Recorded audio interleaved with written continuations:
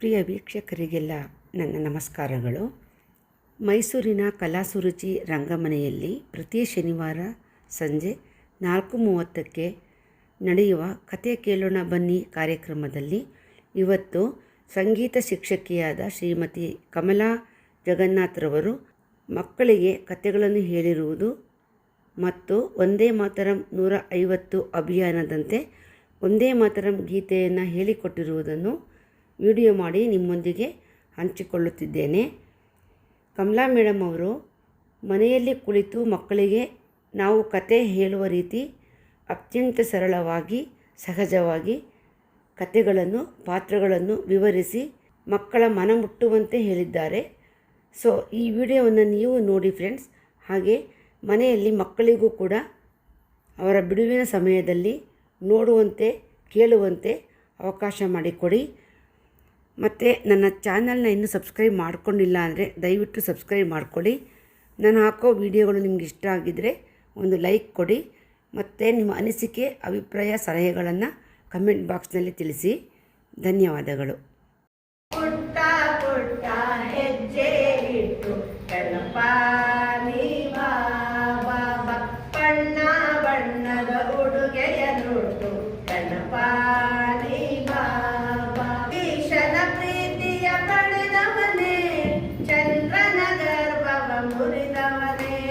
ಶಿವಸುತನೇ ಗಜಮುಖನೇ ನಿನಗೆ ನಮಿಸುವೆ ಬಾಬಾ.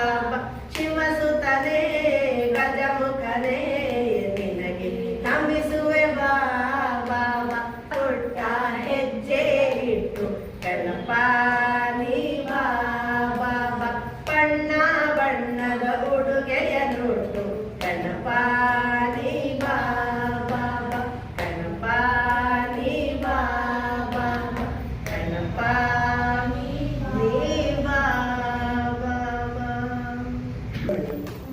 ಗೊತ್ತಾ ಅವರಿಬ್ರು ರೇಸ್ ಮಾಡಿದ್ರು, ಯಾಕೆ ಗೆದ್ದಿದ್ದು ಎಲ್ಲ.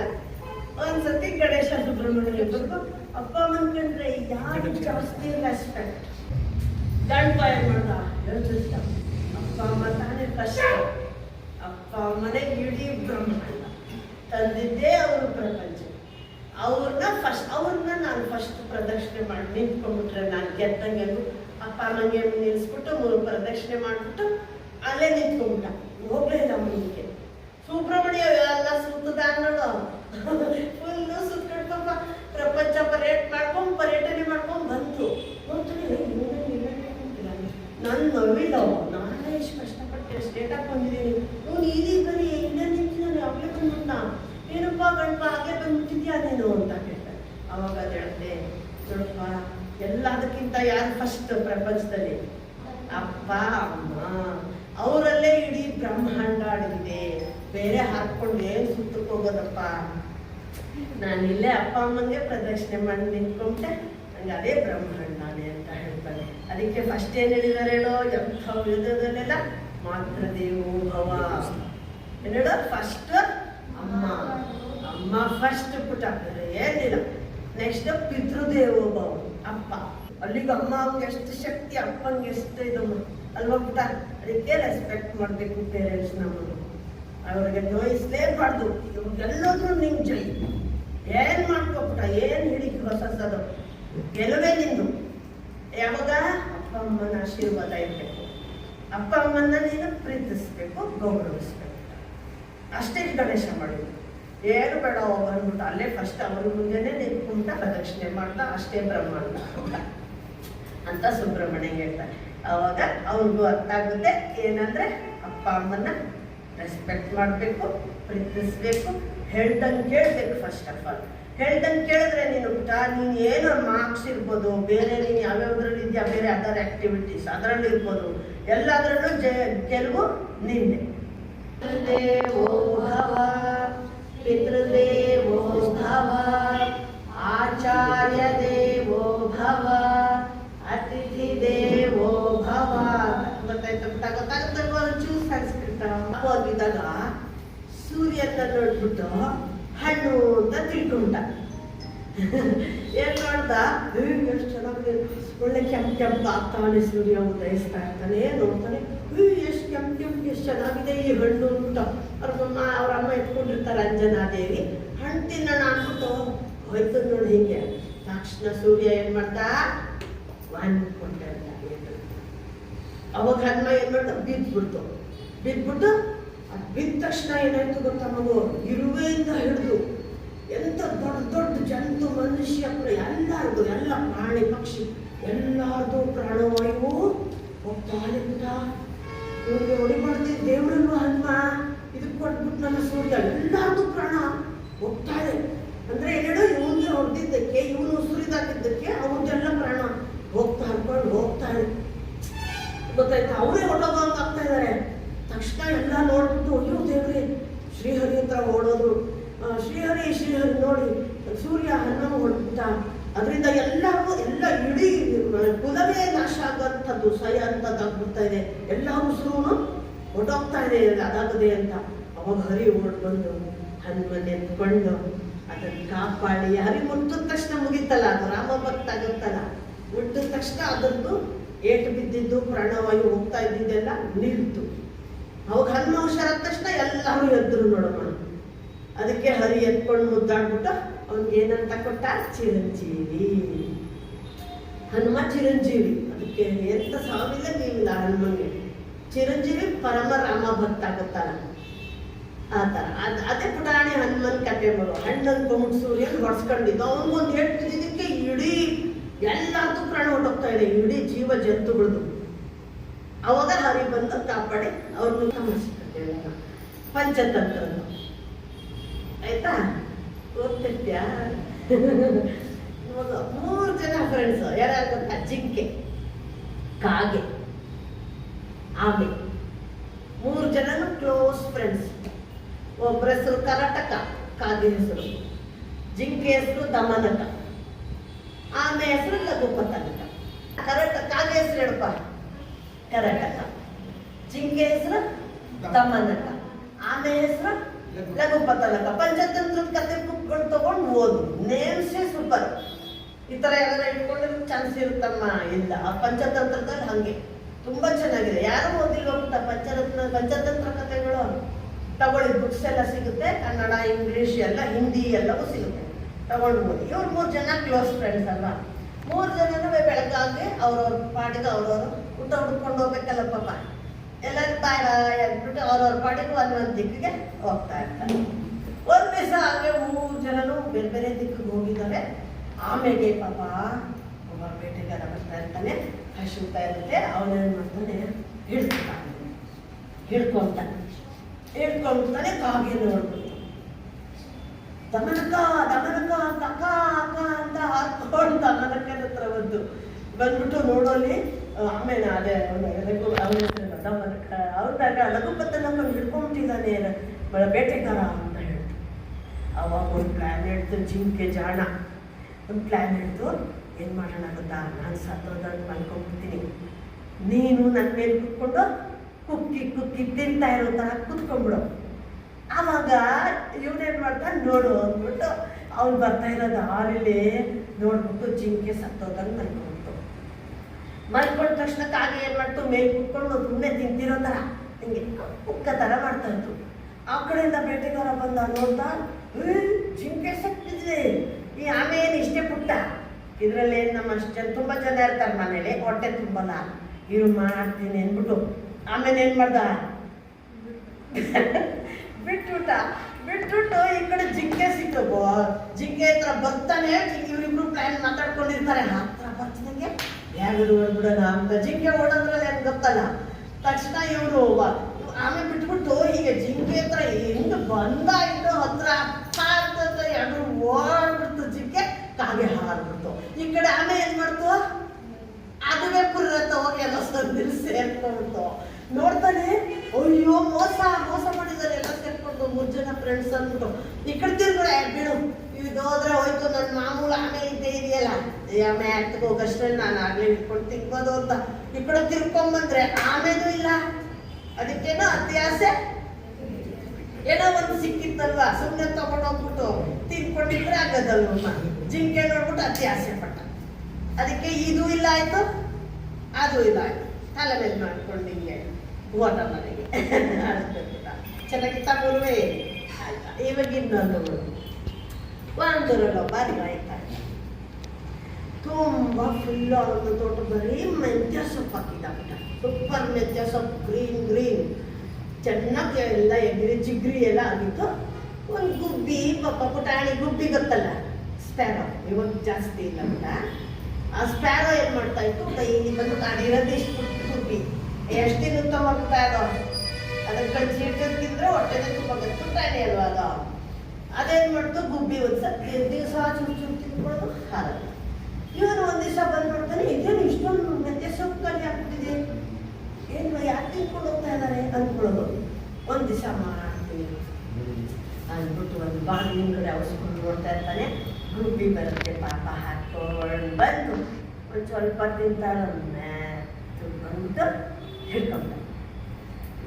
ನೀನ ನನ್ನ ಮೆಂತ್ಯ ಸೊಪ್ಪೆಲ್ಲ ತಿನ್ಕೊಂಡು ಹೋಗ್ತಾ ಇರೋದು, ಮಾಡ್ತೀನಿ ಅಂತ ಒಂದು ಕತ್ತಿಗೆ ಪುಟ್ಟ ಕತ್ತಲ್ವ ಒಂದು ದಾರ ಕಟ್ಟದ, ಒಂದು ಸಂಪಿಗೆ ಮರಕ್ಕೆ ಕಟ್ಬಿಟ್ಟ. ಅದನ್ನ ಕಟ್ಟು ಹಿಂಗೆ ನೇತಾಕ್ಬಿಟ್ಟು, ಸತ್ಯ ಗುಬ್ಬಿ ಅಂತ ಕೇಳ್ದ. ಅದಕ್ಕೆ ಪಾಪ ಗುಬ್ಬಿ ಇನ್ನೂ ಸತ್ತೋಗಿರಲ್ಲ. ಅದೇ ಹೇಳ್ತದೆ, ನಾನ್ಯಾಕೆ ಅವನ ಹೆಸರು ಆಯ್ತದ ಹೆಸರು ಮಲ್ಗುಜ್ಜಯ್ಯ. ನಾನ್ಯಾಕೆ ಸಾಯ್ಲಿ ಮಲ್ಗುಜ್ಜಯ್ಯ, ಸಪ್ಪಿನ ತೋಟದಲ್ಲಿ ಸಪ್ಪಿಂದೆ ಸಂಕೆ ಮರದಲ್ಲಿ ಉಯ್ಯಲೆ ಆಡ್ತಾ ಇದ್ದೀನಿ ಅಂತ. ಅವಾಗ ಏನು ಮಾಡ್ದ, ಅಯ್ಯೋ ಇನ್ನೂ ಸತ್ತಿಲ್ವಾ ಅಂತ. ಈಗ ಫಸ್ಟ್ ಪುಟ್ಟ ಸೆಕೆಂಡ್ ಏನು ಮಾಡ್ದ, ಬಿಸಿ ಬಿಸಿ ನೀರ್ಗೆ ಹಾಕ್ತಮ್ಮ, ನೀರ್ಗೆ ಹಾಕ್ಬಿಟ್ಟು ಸತ್ಯ ಗುಬ್ಬಿ ಅಂತ. ನಾನ್ಯಾಕೆ ಸಾಯ್ಲಿ ಮಲ್ಗುಜ್ಜಯ್ಯ, ಸಪ್ಪಿನ ತೋಟದಲ್ಲಿ ಸಪ್ಪಿಂದೆ ಸಂಕೆ ಮರದಲ್ಲಿ ಉಯ್ಯಲೆ ಆಡ್ದೆ, ಬಿಸಿ ಬಿಸಿ ನೀರಲ್ಲಿ ಸ್ನಾನ ಮಾಡ್ತಾ ಇದ್ದೀನಿ ಇನ್ನೂ ಸಾಕಾಗ್ತಬಂದ್ಬಿಟ್ಟು. ಓ ಇಷ್ಟೊಂದು ಸಾಯ್ತಾ ಇಲ್ವಾ ನೀನು ಅಂತ ಅಂದ್ಬಿಟ್ಟು ಅವ್ರ ಅಮ್ಮನ ಸೀರೆ ತಗೊಂಡ. ಆ ಸೀರೆ ಒಳಗೆ ಇಟ್ಟ, ಸುತ್ತ ನೋಡು, ಸುತ್ತಾಕ್ಬಿಟ್ಟ. ಇಷ್ಟೇ ಪುಟ್ಟು ಗುಬ್ಬಿ ಗೊತ್ತಲ್ಲ, ಸುತ್ತಬಿಟ್ಟ. ಸ್ವಲ್ಪ ಹೊದ್ಬಿಟ್ಟು ಹಿಂಗೆ ತೆಗಿತಾನೆ, ಇನ್ನೂ ಸುತ್ತಿದ್ದ ಎದ್ದೆ, ಸತ್ಯ ಗುಬ್ಬಿ ಅಂದ. ನಾನ್ಯಾಕೆ ಸಾಯ್ಲಿ ಮಲ್ಗುಜ್ಜಯ್ಯ, ಸಪ್ಪಿನ ತೋಟದಲ್ಲಿ ಸತ್ತಿಂದೆ ಸಂಕೆ ಮರದಲ್ಲಿ ಉಯ್ಯಲೆ ಆಡ್ದೆ, ಬಿಸಿ ಬಿಸಿ ನೀರಲ್ಲಿ ಸ್ನಾನ ಮಾಡಿದೆ, ಸೀರೆ ಉಟ್ಕೋತಾ ಇದ್ದೀನಿ ಅಂದ್ಬಿಡ್ತು. ಅಯ್ಯೋ ಇನ್ನೂ ಸತ್ತೋಗಿಲ್ವ, ಇಷ್ಟೊಂದು ಶಕ್ತಿ ನಾನು ನಿಂಗೆ ಅಂದ್ಬಿಟ್ಟು ಏನು ಮಾಡ್ಬಿಟ್ಟ. ಆ ಸತಿ ದೋಸೆ ಮಾಡೋದಿರುತ್ತಲ್ಲ ಮಗ, ಆ ದೋಸೆ ಕಾವಲಿ ಚೆನ್ನಾಗಿ ಕಾಯಿಸ್ಬಿಟ್ಟು ಅದ್ರ ಮೇಲೆ ಕುಡಿಸ್ಬಿಟ್ಟು ಹಾಕೋಣಪ್ಪ ನಪ್ಪ. ಆ ಗುಬ್ಬಿನ ಎಷ್ಟು ತಿನ್ನುತ್ತೆ ಪುಟ್ಟ, ಗುಡಿಸ್ಬಿಟ್ಟು ಸತ್ಯ ಗುಬ್ಬಿ ಅಂದ. ನಾನ್ಯಾಕೆ ಸಾಯ್ಲಿ ಮಲ್ಗುಜ್ಜಯ್ಯ, ಸೊಪ್ಪಿನ ತೋಟದಲ್ಲಿ ಸತ್ತಿಂದೆ ಸಂಕೆ ಮರದಲ್ಲಿ ಉಯ್ಯಲೆ ಆಡ್ದೆ, ಬಿಸಿ ಬಿಸಿ ನೀರಲ್ಲಿ ಸ್ನಾನ ಮಾಡಿದೆ, ಸೀರೆ ಉಟ್ಕೊಂಡು ದೋಸೆ ಮಾಡ್ತಾ ಇದ್ದೀನಿ ಅಂದ್ಬಿಡ್ತು. ಅಯ್ಯೋ ದೇವರೇ ಹೆಂಗ್ ಸ್ಮರಿಸ್ತೀವಿ ನಾನು ಅಂದ್ಬಿಟ್ಟು ಒಂದು ಮಿಕ್ಸಿ ತಗೊಂಡ, ಮಿಕ್ಸಿ ಒಳಗೆ ಅಂತ ಪಾಪಗಳು ಹಿಂಗಂದ. ಒಂದು ಸತಿ ಇನ್ನೊಂದು ಸತಿ ಅಂದ, ಸತ್ಯ ಗುಬ್ಬಿ ಅಂತ. ಒಂದು ಸತಿ ಪಾಪ ಅವನು ಸಾಕಂತ, ಸತ್ಯ ಗುಬ್ಬಿ ಅಂದ. ಸೊಪ್ಪಿನ ತೋಟದಲ್ಲಿ ಸಪ್ಪಿಂದೆ ಸಂಪಿಗೆ ಮರದಲ್ಲಿ ಉಯ್ಯಾಲೆ ಆಡಿ, ಬಿಸಿ ಬಿಸಿ ನೀರಲ್ಲಿ ಚಾನ ಮಾಡಿದೆ, ಸೀರೆ ಉಟ್ಕೊಂಡು ದೋಸೆ ಮಾಡಿದೆ, ಚಟ್ನಿ ಮಾಡ್ತಾ ಸತ್ತೋದೆ. ಪಾಪ ಅವನಿಗೆ ಹೇಳು ಬಂದ್ಬಿಡ್ತು ಬಿಟ್ಟ. ತಕ್ಷಣ ಓಂ ನಮಃ ಶಿವಾಯ ಅಂತ ಕುತ್ಕೊಂಡ್ಬಿಟ್ಟ. ಹೆಂಗಾರ ಮಾಡಿ ಬದುಕಿಸ್ಬೇಕನ್ಸ್ಬಿಡ್ತಿರ್ತಾನಪ್ಪ. ಪಾಪ ಈ ಗುಬ್ಬಿಗೆ ಇಷ್ಟೊಂದು ಮಾಡಿಬಿಡ್ತಲ್ಲ ನಾನು ಅಂದ್ಬಿಟ್ಟು ತಕ್ಷಣ ತಪಸ್ಸು ಮಾಡ್ದ ನೋಡು. ಶಿವ ಪ್ರತ್ಯಕ್ಷ ಏನಪ್ಪ ನಿಂದು ಮತ್ತಪ್ಪದ ಕರಿತಾನೆ ಇರ್ತೀಯ ಅಂತ. ಅವಾಗ ಶಿವ ನನ್ಗೆ ಗೊತ್ತಾಗ್ಲಿಲ್ಲ, ಅದು ಇಷ್ಟು ಪುಟ್ಟಾಣಿ, ಅದು ಒಂದಿಷ್ಟು ತಿಕ್ಕೊಂಡು ಹೋಗೋದು ಬಿಡು ಅಂತ ಇರ್ಬೇಕಿತ್ತು. ನಾನು ಅಷ್ಟು ಬಿಟ್ಟು ನಾನು ಅದನ್ನು ಪಾಪ ಸಾಯಿಸಕ್ಕೋದೆ ನೋಡುಗು. ಇಷ್ಟೆಲ್ಲ ಮಾಡಿದ್ಮೇಲೆ ಕಡೆಗೆ ಸತ್ತೋಯ್ತು. ಶಿವ ಹೆಂಗಾರ ಮಾಡಿ ಬದುಕಿಸ್ಬಿಡಿ ಪ್ಲೀಸ್ ಅಂತ. ಅವಾಗ ಶಿವ ಏನು ಮಾಡ್ದ, ಗಂಗೆ ಒಂದು ಸ್ವಲ್ಪ ಹಿಂಗೆ ಚಿಮ್ಕಿಸ್ದ, ಗುಬ್ಬಿಯಾಗ ಫರ್ ಅಂತ ಹಾರೋಟ. ಗುಬ್ಬಿ ಬದುಕಿದ್ ಖುಷಿ ಆಯ್ತಲ್ವಮ್ಮ ಪಾಪ. ಅದು ಎಷ್ಟು ದಿನ ಪುಟ್ಟ ಗುಬ್ಬಿ ಅಲ್ವೇನೋ. ಜನ ಕುಳ್ಳರು ಗೊತ್ತಾ, ಒಂದರಲ್ಲೊಬ್ಬ ರಾಜ. ಅವನಿಗೆ ಒಂದೇ ಪುಟಾಣಿ ಮಗಳು ಶಶಿಕಲಾ. ಸಖತ್ ಸ್ಮಾರ್ಟ್, ತುಂಬ ಸ್ಮಾರ್ಟ್ ಪಾಪು ಆಯ್ತಾ. ಅದ್ರ ಹತ್ರ ಒಂದು ಕನ್ನಡಿ ಇರುತ್ತೆ, ಮಾಯ ಕನ್ನಡಿ, ಶಶಿಕಲಾನ ಹತ್ರ. ಯಾವಾಗಲೂ ಅವಳು ಕನ್ನಡಿ ನೋಡೋದು, ಕನ್ನಡಿ ಕನ್ನಡಿ ಪ್ರಪಂಚಕ್ಕೆಲ್ಲ ಸುಂದ್ರಿ ಯಾರು ಅಂದರೆ ಅದು ನೀನೇ ಅಂತ ಹೇಳುತ್ತೆ ಯಾವಾಗಲೂ. ಅದನ್ನ ಇವಳು ಯಾವಾಗಲೂ ಕನ್ನಡಿ ಕೇಳ್ತಿರ್ತಾಳೆ, ಅದು ನೀನೇ ಅಂತಿರುತ್ತೆ, ಖುಷಿ ಆಗ್ತಾಳೆ. ಒಂದು ದಿವಸ ಆ ಊರಲ್ಲಿ ಒಬ್ಳು ಕೆಟ್ಟವಳಿರ್ತಾಳೆ, ಮಾತುಗಾತಿ ಮಾಯಗಾರಿ ಅವಳು ಕೆಟ್ಟವಳು. ಅವಳು ಏನು ಮಾಡ್ತಾಳೆ, ಅವಳು ನಾನೇ ಸ್ಮಾರ್ಟ್ ಅಂತ ತಿಳ್ಕೊಂಡಿರ್ತಾಳೆ ಆಂಟಿ ಅವಳು, ಇದು ಪುಟ್ಟಿ ಹುಡುಗಿ. ಅವಳೇನು ಮಾಡ್ತಾಳೆ, ಅವಳ ಹತ್ರ ಅವಳು ಯಾವಾಗಲೂ ನಾನೇ ಸುಂದ್ರಿ ಪ್ರಪಂಚಕ್ಕೆಲ್ಲ ಅಂತ ಇರ್ತಾಳೆ. ಒಂದ್ಸತಿ ಅವಳ ಹತ್ರ ಒಂದು ಮಾಯಗಾಡಿ, ಪ್ರಪಂಚ ಕನ್ನಡಿ ಕನ್ನಡಿ ಪ್ರಪಂಚಕ್ಕೆಲ್ಲ ಸುಂದ್ರಿ ಯಾರು ಅಂದ್ರೆ ಶಶಿಕಲಾ ಅಂದ್ಬಿಟ್ಟು ಒಂದು ದಿವಸ. ಒಯ್ಯಪ್ಪ ನನಗಿಂತ ಸುಂದ್ರಿ ಇರೋ ಯಾರು ಇನ್ನೊಬ್ಳು ಅಂತ ಅಂದ್ಬಿಟ್ಟು ಅವಳನ್ನ ಹೆಂಗಾರ ಮಾಡಿ ಸಾಯಿಸ್ತೀನಿ ಅಂದ್ಬಿಟ್ಟು ಅವಳ ಹತ್ರ ಕೆಟ್ಟವರು ಒಂದು ಗ್ರೂಪ್ ಇರ್ತಾರಲ್ಲ, ಅವ್ರನ್ನೆಲ್ಲ ಕಲ್ಬಿಟ್ಟು ಒಂದು ಸೇರಿಗೆ ಬಿಟ್ಟ ಅದಕ್ಕೊಂದು ಎಂಥ ಔಷಧಿ ಎಲ್ಲ ಇಂಜೆಕ್ಟ್ ಮಾಡಿಬಿಟ್ಟು ಅವಳು ಕೊಟ್ಬಿಡಿ ಶಶಿಕಲಾಗೆ. ಅವಳ 40 ಜನ ಕುಳ್ರು ಅವಳು ಅಣ್ಣಂದ್ರು ಇರ್ತಾರೆ, ಅವಳನ್ನ ಸಾಕಿರ್ತಾರೆ. ಅವ್ರು ತುಂಬ ಒಳ್ಳೆ ಮಕ್ಕಳು, ಅವರೆಲ್ಲ ಹೇಳಿರ್ತಾರೆ ಯಾರಿಗೂ ಬಾಗಿಲು ತೆಗಿಬೇಡ ಅಮ್ಮ ಪುಟ್ಟಿ, ಯಾರು ಬಂದರೂ ತೆಗಿಬಾರ್ದು ಆಯ್ತು ಅಣ್ಣ ಅಂದೆ. ಪಾಪ ಕಿಟಕಿಲಿ ನಿಂತ್ಕೊಂಡು ಸೇಬ್ ತಗೋ ತಿನ್ನು ಅಂತಾರೆ. ಬೇಡ ಬೇಡ ನಮ್ಮ ಅಣ್ಣಂದ್ರು ಬೈತಾರೆ ಬಾಗಿಲು ತೆಗಿಯಲ್ಲ ಅಂತಾರೆ. ತಗೊಳಪ್ಪ ಸೇಬ್ ತಿನ್ನಕ್ಕೆ ನಾವು ಅಣ್ಣಂದ್ರೆ ಬಯಲ್ಲ ಕಿಟಕಿಲ ಸೇಬು ಇದಕ್ಕೆ ಕಾಸೆ ಹಾಕ್ಬಿಡ್ತಲ್ವ ಪುಟ್ಟವ್ರಿಗೆ, ಎಷ್ಟು ಕೊಡ್ತಿದ್ರು ಬೇರೆ ಎಲ್ಲರೂ ನೋಡಿದಾಗ ಆಸೆ ಆಗೇ ಆಗಿರ್ತಲ್ವ.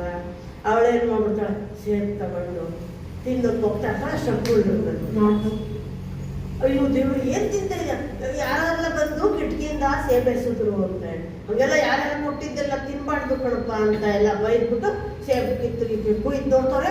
ಒಳಗಡೆ ಎಲ್ಲ ಬ್ಲೂ ನೋಡಿದ್ಯಾ, ನಿಂಗೋಸ್ಕರ ನಿಂಗೆ ಸಾಯಿಸಕ್ಕೆ ಯಾರೋ ಕೊಡ್ಸಿರೋದಿದು, ತಿನ್ಬಾರ್ದು ಹಂಗೆಲ್ಲ ಅಂತ ಹೇಳ್ಬಿಟ್ಟು ಹೊರಟೋಗ್ತಾರೆ ಅವರೆಲ್ಲ. ಆಮೇಲೆ ಅವ್ರ ಪರಿ ಕುಳ್ರಿಗೆ ಕೆಲಸ ಅವ್ರು ಹೊರಟೋಗ್ತಾರೆ. ಮಾರನೇ ದಿವಸ ಎಲ್ಲ ಬುದ್ಧಿ ಹುಡ್ತಿರ್ಗ ಕನ್ನಡಿ ಕನ್ನಡಿ ಪ್ರಪಂಚಕ್ಕೆಲ್ಲ ಸುಂದರಿ ಯಾರು ಅಂತಾಳೆ ಆ ಆಂಟಿ.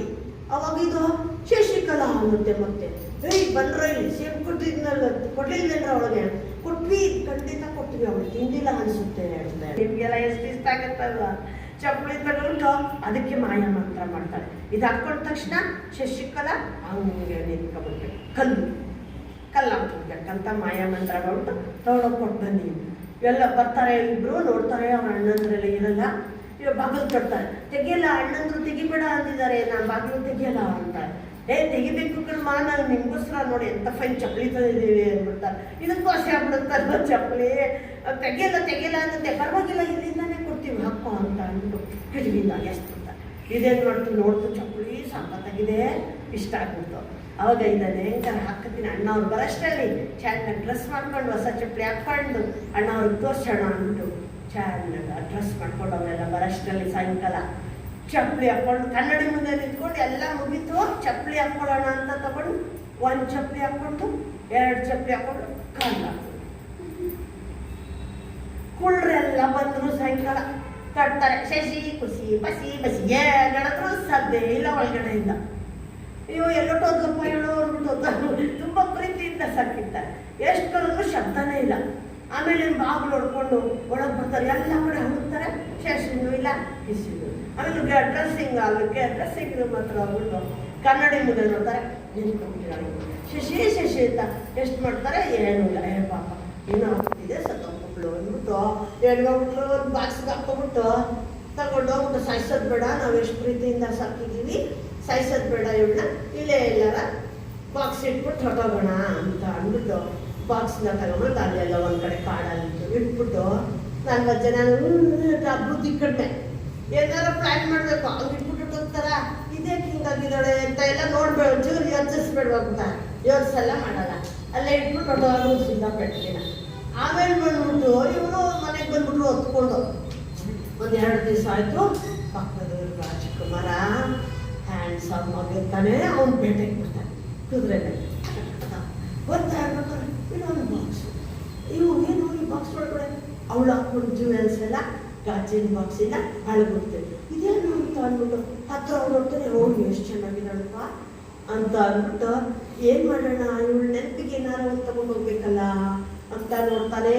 ಏನು ಬಿಟ್ವಾಲೆ ಸರ ಎಲ್ಲ ಬಳೆ ಎಲ್ಲ ನೋಡ್ಕೊಂಡು ಬರ್ತಾನೆ. ಆ ಚಪ್ಪಲಿ ಸೂಪರ್ ಆಗ್ತಿದೆ, ಚಪ್ಪಲಿ ತಗೊಂಡೋಗೋಣ ಇವಳು ನೆನಪಿಗೆ ಅಂದ್ಬಿಟ್ಟು ಬಾಕ್ಸ್ ಓಪನ್ ಮಾಡಿ ಒಂದು ಚಪ್ಪಲಿ ತೆಗಿತಾನೆ ಅಂತ ಒಂದು ಕಂಡುಬಿಡ್ತಾನೆ.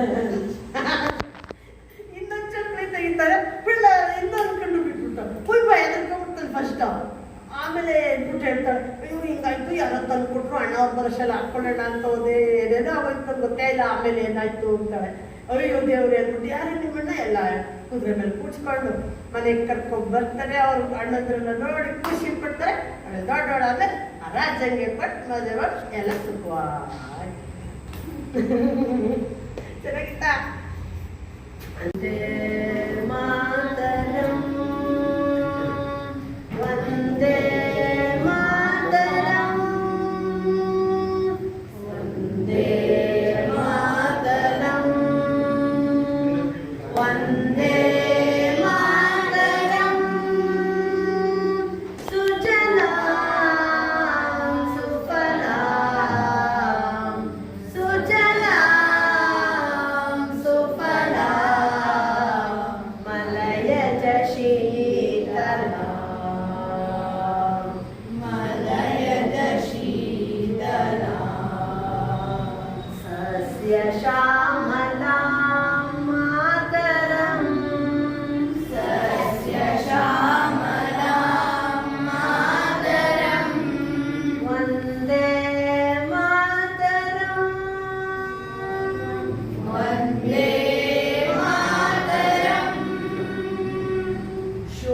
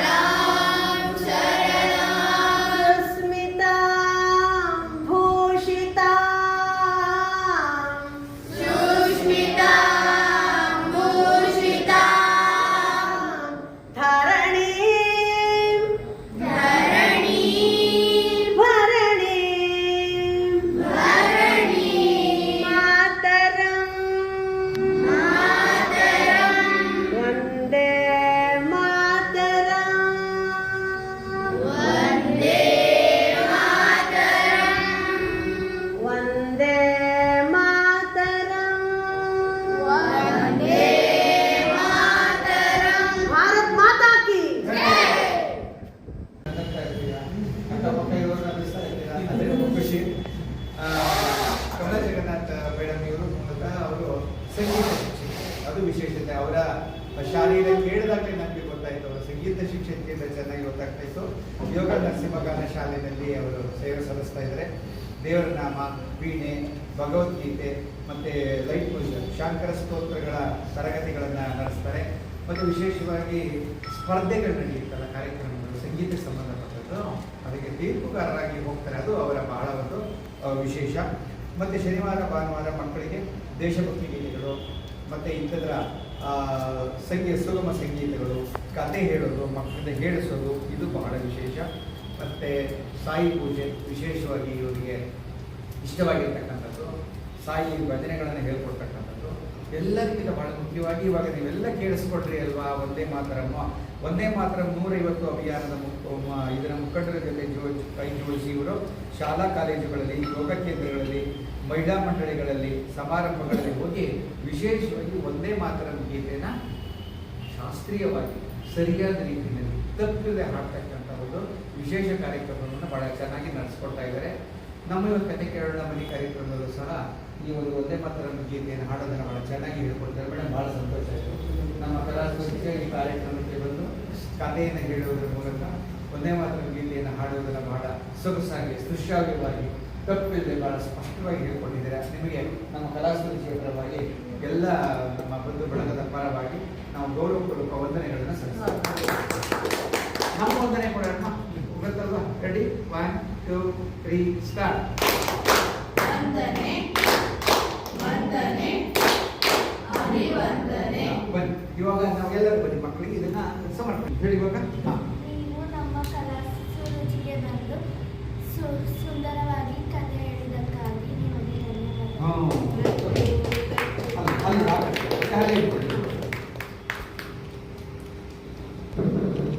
ಬನ್ನಿ